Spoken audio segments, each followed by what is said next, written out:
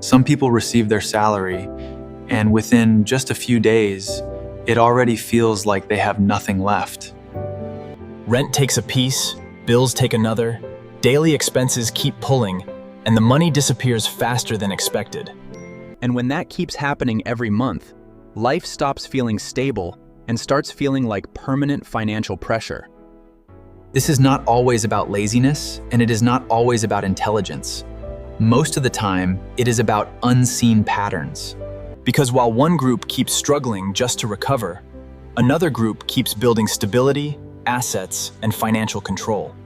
So the real question is not who works harder. The real question is who understands money differently. And why do so many hardworking people remain stuck, even though they are trying their best every single month? And why do other people keep moving upward, even when their lives do not look dramatically more difficult? Here is the uncomfortable truth.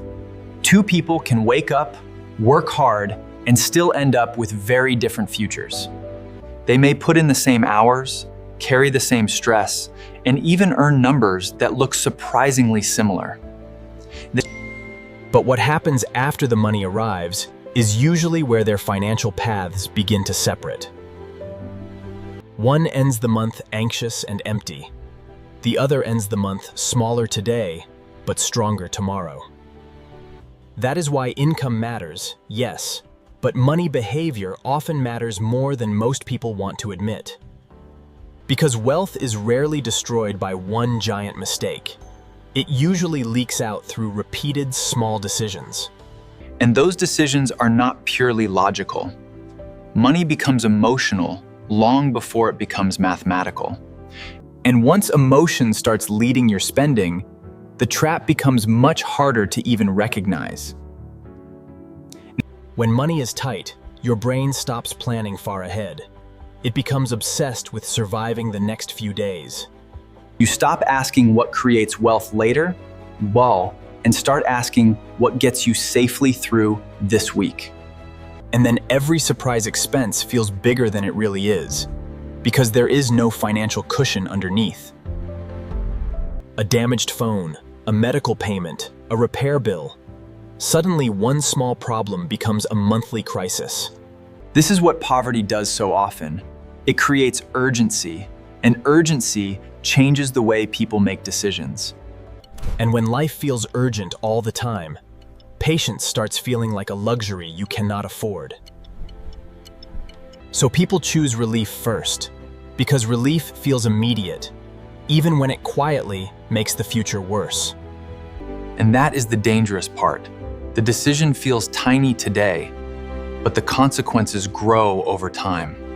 Most financially stuck people are pushed towards spending on things that keep them dependent, not things that empower them.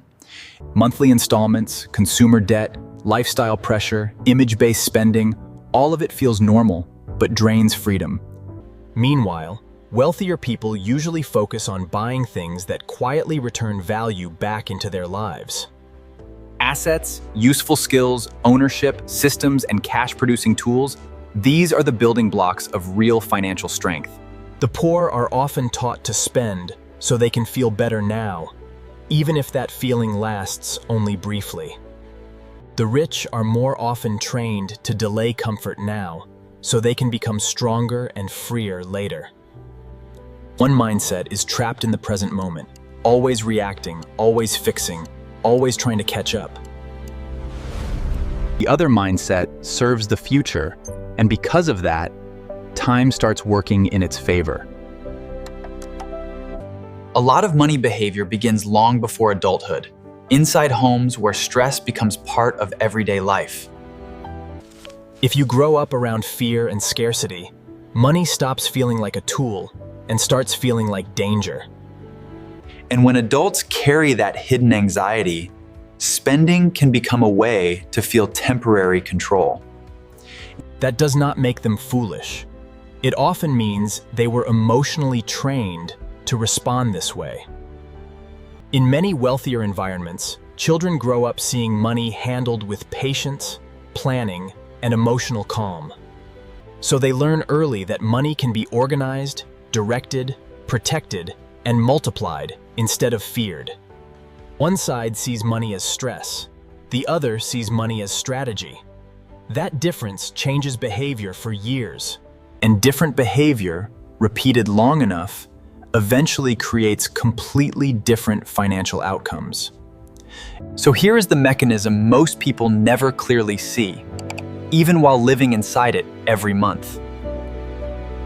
The poor are often trapped in a loop of earning, spending, recovering, and then starting over again.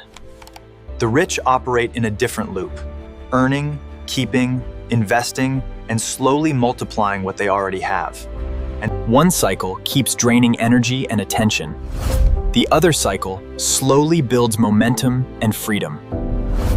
This is why wealth does not always grow dramatically at first. It often grows quietly through compounding. And the bridge between these two worlds is something simple, but powerful. Financial margin. Margin means creating space between what you earn and what you immediately allow yourself to spend. And that small space, once protected, can completely change how your future begins to look. If you want to stop feeling broke, stop asking how to look rich in front of other people. Start asking how to become financially harder to damage, harder to pressure, and harder to control. That begins with protecting your cash flow, because controlled cash flow creates room for better decisions. Then reduce the bad debt that keeps stealing next month's money before next month even arrives. After that, increase your value by building a skill that can raise your income over time. And automate the good choices, because discipline gets easier when your system works before emotion appears. Real wealth is usually not created by one giant breakthrough or one lucky financial moment. It is built through small, boring, repeated behaviors that quietly strengthen your life year after year. So start with 4 moves. Save something, stop leakages, build one skill, and buy one real asset. You do not need perfection to begin. You only need consistency strong enough to survive your old habits. Because poor and rich are not only income labels, they are often patterns of thinking and behavior. And patterns can be broken, rebuilt, and replaced if you decide to change them early enough.